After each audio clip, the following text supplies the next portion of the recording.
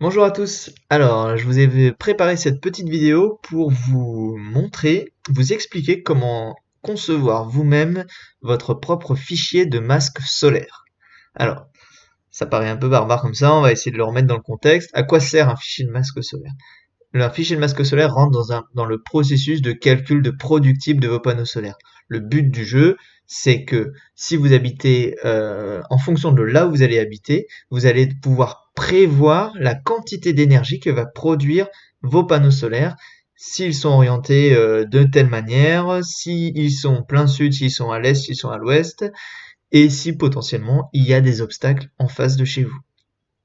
Alors, pour récupérer ce productible, comment on fait? Je vous ai montré dans d'autres vidéos et en formation comment utiliser le logiciel en ligne qui s'appelle PVGIS.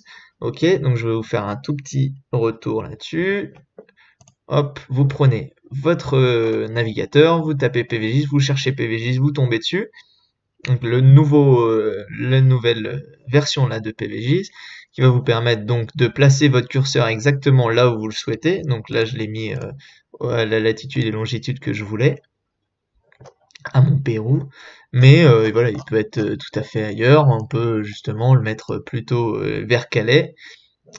Et pour pouvoir calculer le productible d'un kilowatt crête vers Calais à l'endroit exact où j'ai mis ce curseur là, il vous suffit de pas toucher ici, de changer la slope, ça veut dire, c'est-à-dire l'inclinaison de vos panneaux solaires, s'ils sont à 35 ou à 45 degrés, imaginons 35, l'azimut, s'il est placé plein sud, là c'est 0 degré, moins 90 vous serez à l'est et 90 vous êtes plutôt à l'ouest. Ok? Ensuite, Visualize Result, vous pouvez télécharger les résultats aussi au format CSV. Sinon, vous avez voilà une version un peu plus ergonomique que vous propose PVGIS, ou par exemple, vous permet, là on a notre productible qui vous permet de savoir que avec 1 kW crête, au curseur là où j'ai placé, et ben je serai capable normalement de produire 29,6 kWh d'énergie. Ok? Donc forcément ça va changer si je mets ce curseur là plutôt ici ou même voilà ou même ici. Forcément, je vais changer ça et je vais pas avoir le même productible du tout. Ok, je vais avoir par exemple là en janvier capable plutôt de produire 106 kWh avec la même quantité de panneaux solaires, 1 kW crête. Ok, donc ça c'est le processus global pour le calcul de productible. Maintenant, euh, pour pouvoir affiner ce calcul de productible, c'est là où on va pouvoir rentrer les ombrages potentiels qui peuvent altérer le productible de vos panneaux solaires.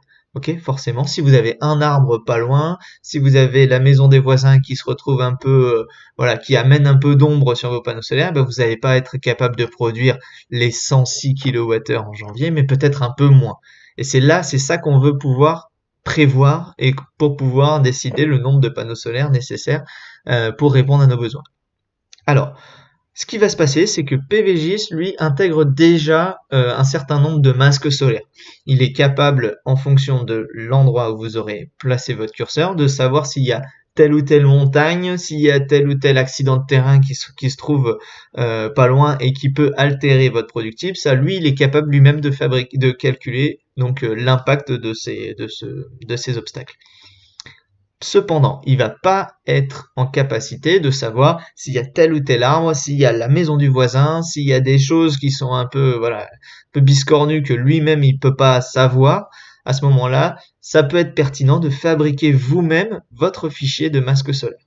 Alors j'y viens. Comment on fabrique un fichier de masque solaire?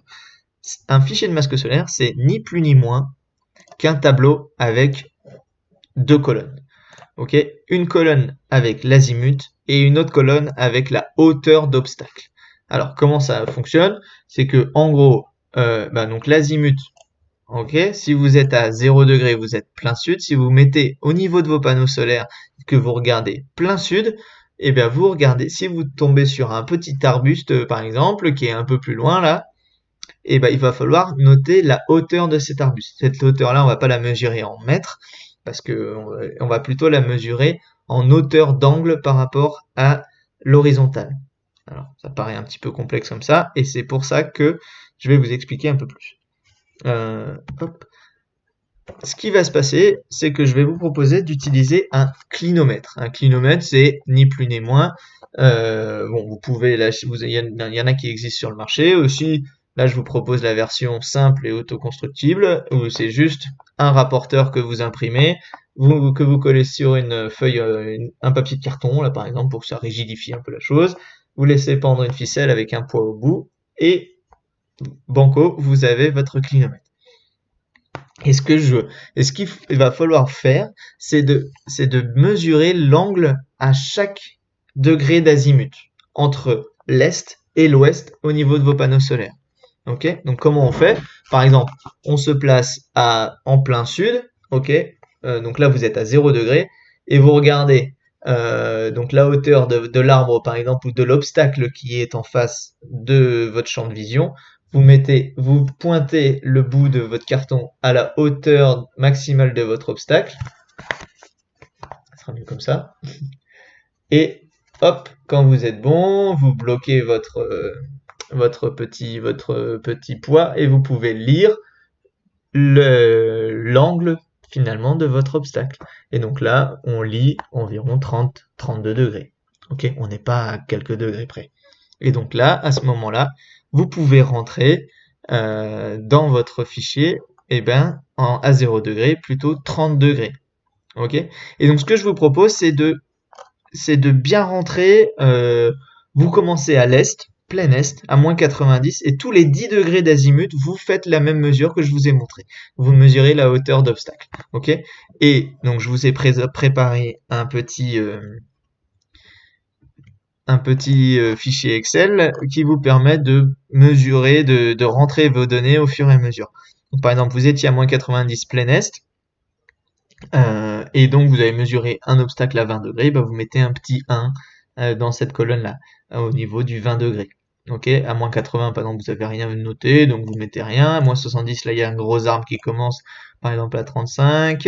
Ensuite, il continue à moins 55. Tac, tac, tac. Vous vous déplacez vers le sud. Vous voyez, par exemple, une forêt au loin qui peut gêner un tout petit peu, peut-être, à la course du soleil.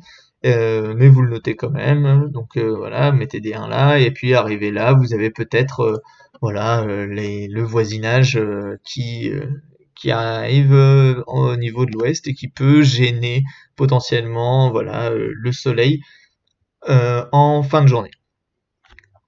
Donc, arrivé là, vous avez fabriqué votre fichier de masque solaire. Ça y est. Vous avez un petit graphique qui vous permet donc de voir si ça colle à peu près avec la réalité de ce que vous avez, si vous n'êtes pas trompé. Et maintenant, il faut pouvoir l'insérer dans PVGIS. Pour ça, il faut juste créer le fichier CSV exactement comme il le souhaite. Donc là, vous cliquez sur ce bouton-là, ça va vous fabriquer un fichier Excel avec les données qu'il veut que PVGIS sera capable de manger pour pouvoir bien calculer le productible solaire. Vous faites enregistrer sous. Par exemple, donc là, on va le mettre sur le bureau. Et là, il faut bien enregistrer sous la forme de fichier CSV. Ok, séparateur point virgule. Donc là, par exemple, voilà, on va faire vous l'appelez comme vous le souhaitez. Ici, test 3, enregistrer. Et c'est tout bon. Vous êtes en capacité maintenant de pouvoir l'insérer dans votre PVGIS. Donc, par exemple, donc on va retourner à mon Pérou. Donc on a placé le curseur exactement là où est votre maison, hein. Donc ou là où vous voulez placer vos panneaux solaires. Donc là, je l'ai mis exactement là. Et arrivé là, vous allez c'est bon, hein. Ouais. Vous allez donc non pas utiliser le fichier de calcul classique, dirons-nous, de PVGIS, mais plutôt aller chercher le fichier que vous avez qu'on a fabriqué ensemble.